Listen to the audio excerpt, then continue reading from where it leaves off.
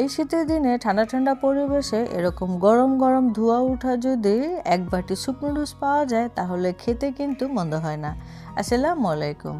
Arias kitchen থেকে সবাইকে স্বাগত জানাচ্ছি নতুন আরও একটি রেসিপি দেখার জন্য। আজকে আমি চিকেন দিয়ে রামেন রান্না করে দেখাবো, যেটা আশা করছি সকলের কাছে ভীষণ পছন্দ হবে। আমার ভিডিওটি যদি ভালো লেগে যায় আমার ইউটিউব চ্যানেলটিকে সাবস্ক্রাইব করে পাশেই থাকবেন আমাকে অনেক বেশি সাপোর্ট করার জন্য। তাহলে চলে যাচ্ছি পুরো রেসিপিতে। আজকে রামেন রান্না করার জন্য আমার মুরগির বুকের মাংস লাগবে, সেটা আবার হাড় ছাড়া সলিড মাংস নিতে হবে আর এরকম পাতলা করে স্ল্যাশ করে নিতে হবে। এখন এই মাংসগুলোকে একটি হ্যামার দিয়ে এরকম থেতলিয়ে নিচ্ছি। আপনারা চাইলে শিলপাটায়ও থেতলিয়ে নিতে পারেন। আমি এই পিঠে দোনো সাইডই খুব সুন্দরভাবে একটু থেতলিয়ে নিব যেন মাংসটা খুব সুন্দরভাবে রোল করা যায়।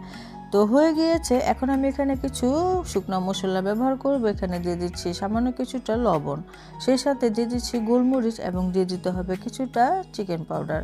তো চিকেন পাউডারটা দিলে আসলে টেস্টটা বহুগুণে বেড়ে যায়। তো খুব ভালো করে এখন আমি মিশিয়ে নেব। তো অপর সাইডটাও ঠিক একইভাবে লবণ, গোলমরিচ এবং চিকেন পাউডার দিয়ে খুব সুন্দরভাবে মাখিয়ে নিতে হবে।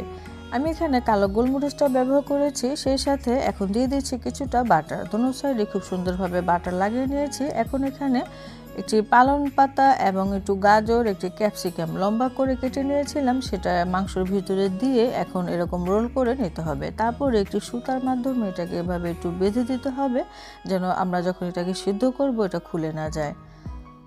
তো একটা পালং শাকের পাতা নিয়েছি আর চিকন করে আমি গাজরও নিয়েছি, সেই সাথে চিকন করে ক্যাপসিকামটাও কেটে নিয়েছিলাম। তো এভাবে করে আমি আরও কটা তৈরি করেছি। এখন চুলায় একটু ফ্রাই প্যান বসে এখানে 2 টেবিল চামচ পরিমাণে সয়াবিন তেল দিয়ে দিলাম, সেই সাথে দিয়ে দিচ্ছি আদা রসুন বাটা। তো তেলটা গরম হওয়ার আগে আদা রসুনটা দিয়ে হালকা একটু ভেজে নিলাম। চুলার জালটা একবারে কমিয়ে রেখেছি। তো এখন আমি দিয়ে দিচ্ছি পেঁয়াজ, 2 টেবিল চামচ পরিমাণে পেঁয়াজ কুচি দিয়ে হালকা একটু ভেজে নিব। চুলার জালটা এখন একটু বাইরে দিয়েছে। এখন আমি দিয়ে দিচ্ছি 6 কাপ অনুযায়ী পানি। তো নুডলসটা কতটুকু আপনারা তৈরি করবেন সেই অনুপাতে পানি দিতে হবে।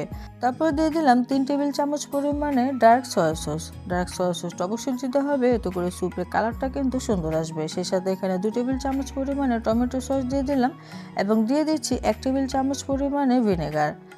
তো আপনারা চাইলে লেবু রসটা এখানে ব্যবহার করতে পারেন। সেই সাথে আমি এখানে চিলি সস দিয়ে দিলাম কিছুটা, 2 টেবিল চামচের মতো হবে। সেই সাথে 1 চা চামচ অনুযায়ী চিনি দিতে হবে। সসটা দেওয়ার পর একটু নেড়ে চেড়ে দিলাম। এখানে আমি 2 চা চামচ পরিমাণে চিকেন পাউডার দিয়ে দিলাম। এখানে চিকেন কিউবটা ব্যবহার করা হয়, তবে আমার হাতের কাছে ছিল না, সেজন্য আমি চিকেন পাউডারটাই দিয়ে দিলাম। তারপরে সে রোল করে রাখা মাংসের টুকরোগুলো দিয়ে দিলাম। সেই সাথে এখানে আমি 1 চা চামচ উঁচু করে চিলি ফ্লেক্স দিয়ে দিলাম। আপনারা যদি ঝালটা আরও বেশি খেতে চান আর একটু বাড়িয়ে দিতে পারেন, কারণ রামেনটা আসলে একটু ঝাল ঝাল খেতে ভালোই লাগে। তো এখন নেড়ে চেড়ে দিচ্ছি। এখন অপেক্ষা করতে হবে এই মাংসটা সিদ্ধ হয়ে আসার আগ পর্যন্ত। আমি 10 মিনিটের মতো অপেক্ষা করেছি চুলার জালটা মিডিয়াম টু হাইতে রেখে। তো 10 মিনিটে মাংসটা সিদ্ধ হয়ে গিয়েছে। আমি কিন্তু এখানে লবণ ব্যবহার করিনি, যেহেতু এখানে সয়া সসটা বেশি ব্যবহার করেছিলাম। তো মাংসগুলো উঠে এক সাইডে রেখে দিলাম। এখানে একটি ফ্রাই প্যান বসিয়ে 1 টেবিল চামচ পরিমাণে তেল এবং সামান্য একটু বাটার দিয়ে নেড়ে চেড়ে গরম করে নিলাম।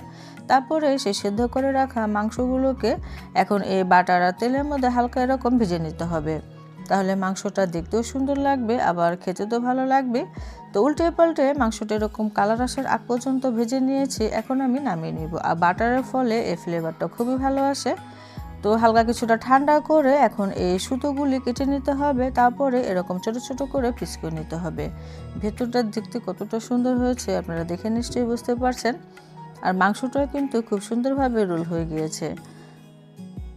তারপরে এখন পরিবেশন করার পালা। আমি একটি বাটি নিলাম আর এখানে আমি নুডলস নিয়ে নিচ্ছি। আমি নুডলসটা প্রথমেই সিদ্ধ করে নিয়েছিলাম, আর আজকে আমি রামেন নুডলসটা ব্যবহার করিনি। আমরা ঘরে থাকা ম্যাগি নুডলসটাই ব্যবহার করেছি, যেটা আপনারা চটজলদি তৈরি করতে পারবেন। তো আজকে আমি 5টা নুডলস সিদ্ধ করেছিলাম, সেই অনুপাতে সব কিছু নিয়েছি।